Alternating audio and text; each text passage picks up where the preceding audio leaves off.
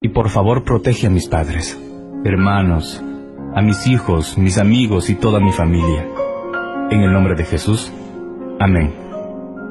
Si Dios está primero en tu vida, deja de hacer lo que estás haciendo y envía este audio, para que así todos tus contactos hoy reciban una bendición. No hay silencio que Dios no entienda, ni tristeza que Él no sepa. No hay amor que Él ignore, ni lágrimas que no valore. Querido Dios, bendice las manos de quien habla este mensaje, y llena de amor y bendiciones a quien lo comparte. Elige a quien dárselo. Los ángeles se han enterado que estás luchando por algo. Dicen que ya ha pasado. No lo cortes, por favor.